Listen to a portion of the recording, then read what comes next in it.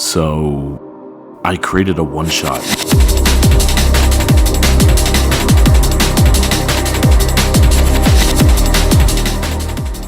Hello, I'm Moss, a self-proclaimed manga and illustrator, and this is my process of making my first 13-page one-shot, named Not Available. This one-shot is posted now if you want to read now to avoid spoilers.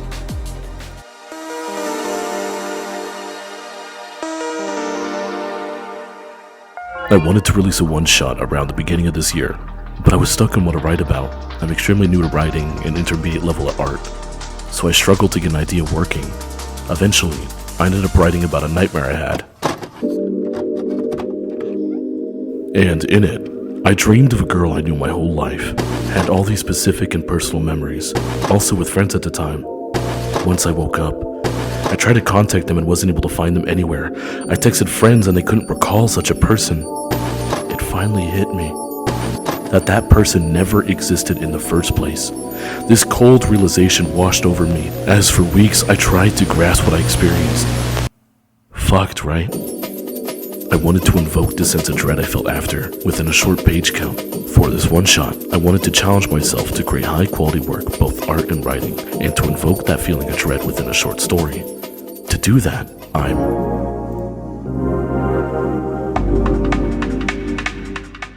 When thinking about what I wanted to do with the story, I first wanted a concept what the reader's final scene will be. I wanted to leave the reader off with a specific scene that will stay in their mind. I concepted a few ideas of what this could be. 1. The reveal being someone saying, "That person doesn't exist." 2. The reveal being someone is confused by saying, "Who is Ava?" 3. The reveal being someone telling them that they dreamt it up. However, I landed on the reveal being they realized on their own that it was a dream, which is what happened to me when I woke up. Now, let's talk about Ki, Sho, Ten, Ketsu is a story structure of manga closely resembling a 3-act structure. Ki being the establishing of the idea, Sho being the developing of the plot, Ten being the twist, and finally, Ketsu being the resolution. Me and the goat of an editor I'm lucky to work with, Digitam M, talked about how the ending being a reveal or a twist doesn't align with the Ki, Sho, Ten, Ketsu structure. He proposed the idea of switching Ten and Ketsu, so it would go Ketsu, distressing premise, and Ten being the twist. He suggested guiding the readers in one direction and subtly revealing the twist. Next is I wanted to first design the character he dreamed of. I felt her design was important, being the poster character, and to lure in viewers with this mysterious, dreamy-looking girl. I wanted to have her hair be multicolored. I landed on having this white with the holographic texture on the outer hair. Then I picked a color in between lime green and neon green for the inner hair. For the name, I just picked Ava because I thought the name sounded really nice. Next was designing the main character, Murphy. I named him off the saying Murphy's Law, that anything that can go wrong will go wrong, to foreshadow something bad. The standout design element was the Law handband, which allowed me to do this nice dread style. For James, I just wanted to have short spiky hair, and for the parents, I wanted the mom to have his eyebrows and hairband/hair tie habit, and I wanted the dad to have Murphy's eyes and the same ear piercings. Now that we have all the characters, next we will be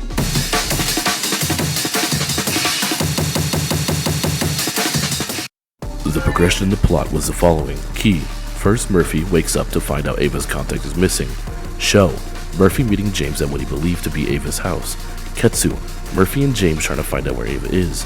10, Murphy realizing Ava was just a dream. Now, let's get to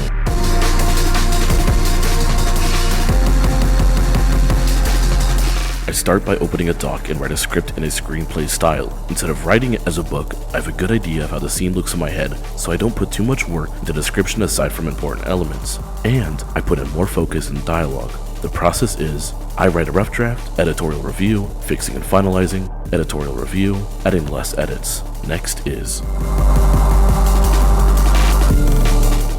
For storyboarding, I read or flip through manga volumes I own to get an idea for paneling and page flow. I make the draft of all the pages and hand it off to my editor for review. Then I get the edits back. If I feel I could do better on paneling or unedited page, I'll fix it. For example, the paneling before the last spread. If you want advice on how to storyboard, watch Art Crumbs and Monitor Comics.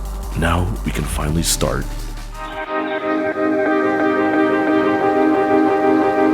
For this section, you'll be following along with me to finish inking the final spread of this one shot.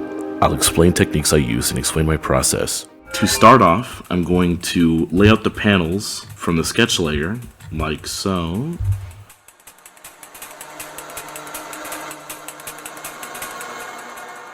Now I'm gonna remove the background of these panels so I can see the sketch layer underneath. Then, I'll lower the opacity on the sketch layer so when I draw over it doesn't cause too much confusion. Since this panel is a front-facing, in order to keep everything balanced and correct, I'm going to have it so everything is copied on the other side. So it saves me time and also make sure everything is clean and polished. Since the face is a little too scrunched up, I'm gonna drag the jaw down.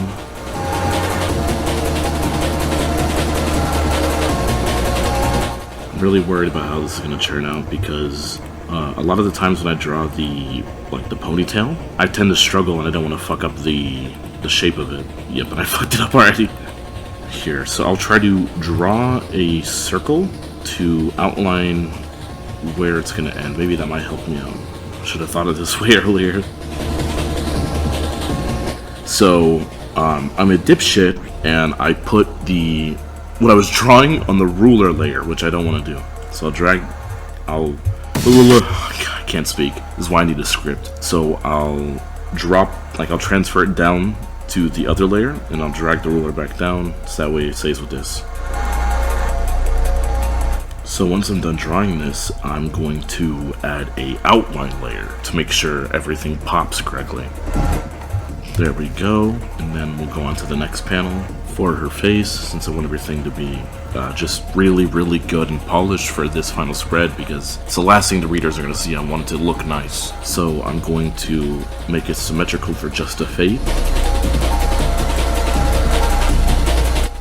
Almost forgot the tear gland here. What is it called? I have no idea. We have hit 1 hour into the time lapse.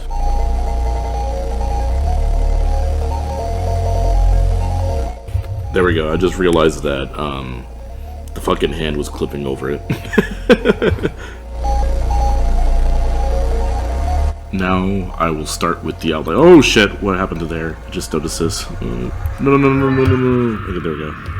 Anyways, so I'm going to start on the outline now. So I'm going to highlight the light source, because the hair is very complex and I'll need to see where all the light is going to be hitting and all the shadows will be.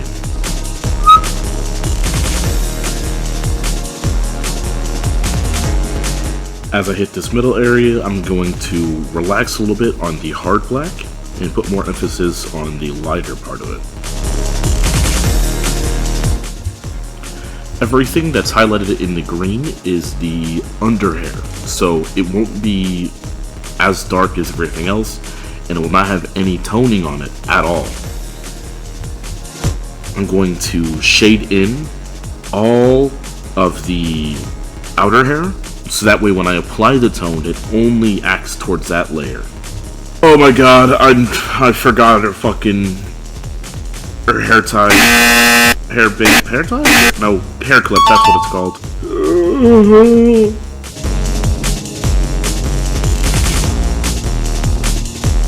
We are at 2 hours now. So, we are going to grab a few tone layers to transfer to the other file. The reason I do this is so that way, if I create a tone, it's consistent with everything else. So now that we have all that, I'm going to mask this layer onto it. I'm going to mask another layer, which will be white, and I'll shade on top of it.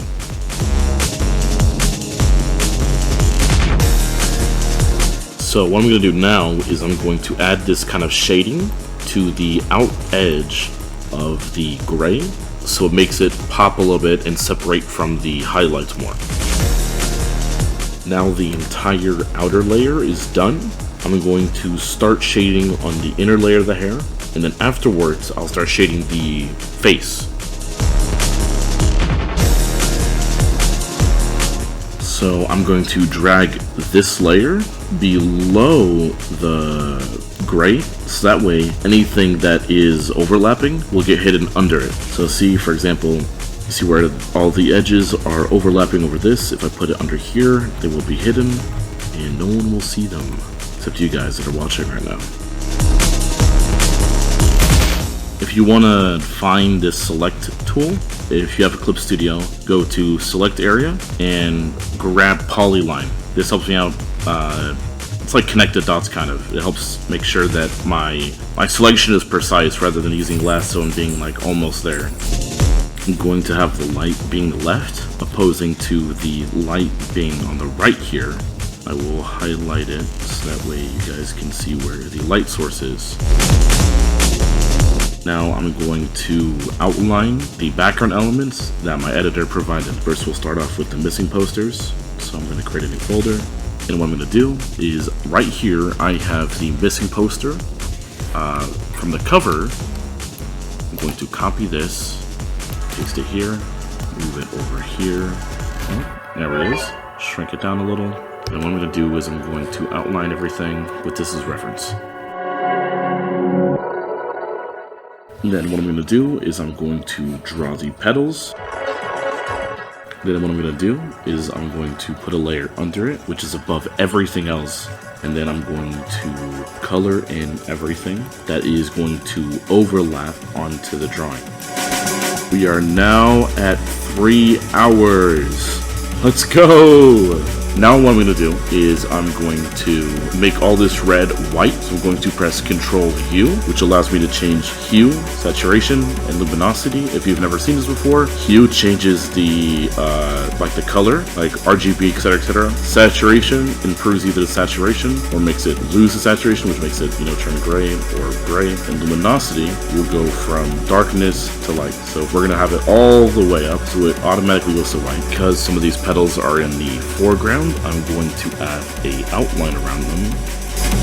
Also, I apologize if I sound or like am not comprehensible at all because I have not slept in 2 days. Wrong. So I was fucking stupid because when I was done recording this, it was like 5 or 6 hours, and I realized after recording that I'm a fucking moron and that it was 3 days and not 2 days. This panel is done. Now to do all the shading for the missing posters.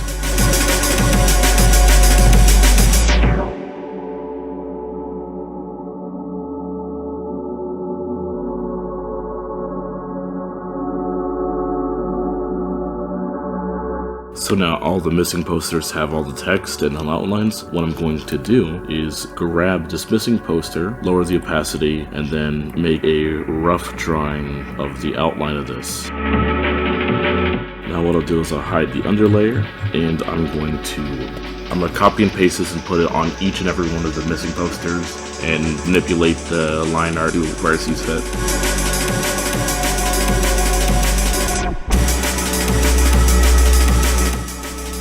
So that is that for this page. This is the current progress. And we are also 4 hours in. Now for the final panel. My hands are so numb. Ooh.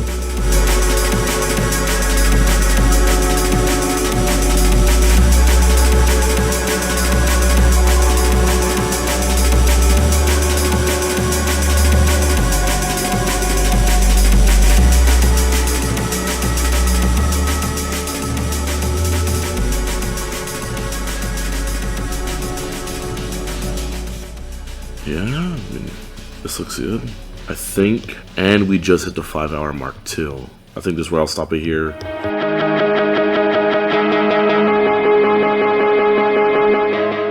After inking, I'll print all the pages and read it as a physical copy. The idea being, if it doesn't flow right, I'll either have to add, remove, or edit a page. After reading through a couple of times and closely looking at the drawing, I'll take notes of sloppy line art or errors with the drawing, fix them over and have it be proofread. Then I'll post it online. Also,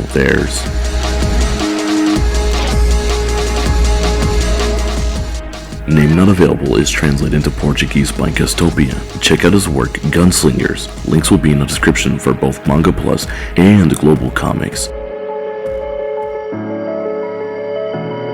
Massive, and I mean massive thank you to my editor who has helped me so much throughout this whole process. Not only has he been helping me polish the idea, but art direction and creative choices. So if you're willing to spare some time, please read his one-shot, Pet X Magician, or read his series, Attitude 13. I did also help edit these works as well, but seriously, show your support. He primarily posts on Blue Sky, so follow him there. But again, massive shout out to him. Thank you all for watching. This is my first one-shot, so please let me know what I did right and didn't. I truly want to become a better author and writer. Comment any input you have. Also, I'm getting back into streaming, so if you want to watch me play games, watch me draw, or just see whatever I stream, stay tuned for that. I mainly post on Twitter, so follow me there. Thank you for all your support, and I can't wait to show you my next work. Forward. Well, that's it. Moimas signing out.